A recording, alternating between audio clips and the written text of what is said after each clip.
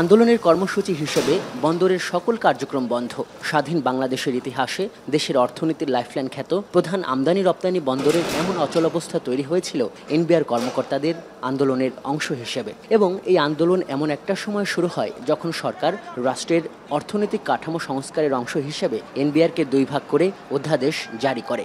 অকল্পনীয় ব্যাপার যে ওটাকে তালা লাগিয়ে এনবিআর সভা করতে চলে আসছে।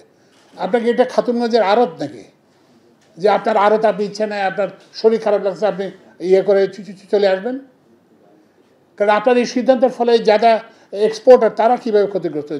সচিবালয়ে বন্দর শিল্প ও রাজস্ব কার্যক্রমে গতি বাড়ানো নিয়ে সংবাদ সম্মেলনে উপদেষ্টা ফাউজুল কবির, যিনি এনবিআর আন্দোলন ইস্যুতে গঠিত 5 সদস্যের উপদেষ্টা কমিটির সদস্য, বলেন এভাবে আন্দোলন করে রাজস্ব ও শুল্ক কর্মকর্তারা সরকারের আস্থা হারিয়েছেন। তাদের আচরণের মাধ্যমে সরকারের যে হারিয়ে যাওয়া আস্থা, সেই আস্থাটা অর্জন করতে হবে।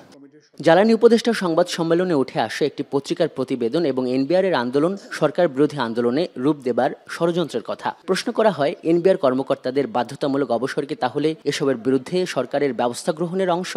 একটা লোকের বিরুদ্ধে আপনি দুদকের হলে তো এটা তো একটা কিছু তথ্য উপাত্ত সংগ্রহ। তবে হ্যাঁ, এটা হয়তো ঠিক যে তাদের এই আচরণ হয়তো এই প্রক্রিয়াটাকে হয়তো এক্সপিডাইট করছে। যারা কর্মকর্তারা করছেন তারা বলছেন যে তারা এটা ভুল করছেন, অন্যায় কাজ করছেন, আমরা তাদেরকে সেই ইয়েতেই নিতে চাই।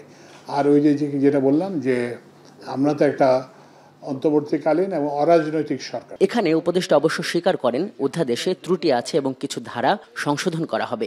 জানতে চাওয়া হয়, উপদেষ্টা পরিষদ কি এই ত্রুটির দায় এড়াতে পারে? এই অধ্যাদেশটাতে কিছু মৌলিক ত্রুটি আছে, তো এখানে কিছুটা আমরা বলবো যে চতুরতার আশ্রয় নেওয়া হয়েছে। এটা যারা করছে, যারা এই অধ্যাদেশ প্রণয়ন করছে তারা, আমরা তো একটা পরামর্শ কমিটি, আমরা পরামর্শ দেব যে এগুলোকে করা। সংবাদ সম্মেলনের শুরুতে উপদেষ্টা উল্লেখ করেন, এনবিআরের আন্দোলন প্রশাসন ক্যাডারের সঙ্গে প্রতিদ্বন্দ্বিতা থেকে শুরু হয়েছে। দাবি করেন সব সূচকে দেশের অর্থনৈতিক পরিস্থিতি ভালো এবং তাদের কমিটির সুপারিশ অনুসারে পদক্ষেপ গ্রহণ করলে রাজস্ব সহ অর্থনৈতিক অন্যান্য ব্যবস্থাপনা শক্তিশালী হবে। আজহার লিমন, এখন, ঢাকা। শিয়া বাটার ও ভিটামিন ই সমৃদ্ধ লিলি হালাল বিউটি সোপ, তারুণ্যময় উজ্জ্বল ত্বকের জন্য।